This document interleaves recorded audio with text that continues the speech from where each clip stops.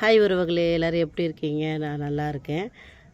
வாங்க ஒரு புதிய அத்தியாயம் ஓகே அப்படின்னு சொல்லலாம் நினைக்கிறேன். இதுவே முதல் ஆரம்பமாக இருக்கும், அதனால தான் நான் அழகாக ரோஜா பூவோட ஆரம்பிக்கிறேன். பிடிச்சிருந்தால் மறக்காமல் ஐடியா சப்போர்ட் பண்ணி லைக் பண்ணுங்கள். ரோஜா பூ எப்படி இருக்குது சொல்லுங்கள். நம்ம வீட்டு கார்டனிங்கில், நம்ம வீட்டு தோட்டத்தில் அழகாக பூத்த பூ.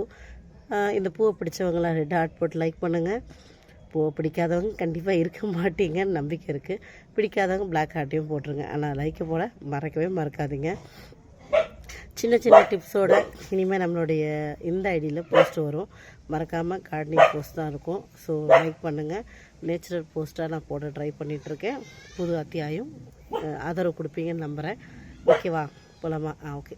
இந்த வீடியோ எதுக்குன்னா, இங்கே பாருங்கள், இந்த மாதிரி ரோஜா பூ பூத்துதுன்னா பூவை வந்து கட் பண்ண ஒரு 2 நாள் மட்டும் செடியில் வச்சா போதும். அப்படியே பூக்கா விடாமல் கட் பண்ணி எடுத்துருங்க. எடுத்துட்டிங்கன்னா தான் இந்த மாதிரி புதிய புதிய துளிர்களும் இந்த மாதிரியான புதிய புதிய மொட்டுக்களும் விடும்.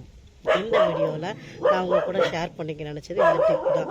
நான் பூவை பறிச்சுட்டு இங்கே பாருங்கள், நம்ம தலையில் வைக்கலனாலும் பூவை வைக்கக்கூடாது செடியில். அதுக்கு தான் இந்த பதிவு போடுறேன். இந்த மாதிரி சின்ன சின்ன தளிர்கள் வரும். அதற்கு காரணமே நம்ம அதை கட் பண்ணி விடுறது தான். அது மட்டும் இல்லாமல் இந்த மாதிரி அடுப்போட சாம்பல், முட்டைத்தோல் இதெல்லாம் வந்து நம்ம இதில் போட்டுகிட்டே வரும்போது செடியோட க்ரோத் இன்னும் நல்லாயிருக்கும். ஸோ நீங்களும் ட்ரை பண்ணுங்கள். மறக்காமல் லைக் அண்ட் கமெண்ட் பண்ணிவிட்டு போங்க. ஓகே, வீடியோ பிடிச்சிருக்கோன்னு நம்புகிறேன். யாருக்காச்சும் கார்டனிங் வீடியோ பிடிக்கும்னா அவங்களுக்கு இதை ஷேர் பண்ணுங்கள். வரட்டா? பாய்.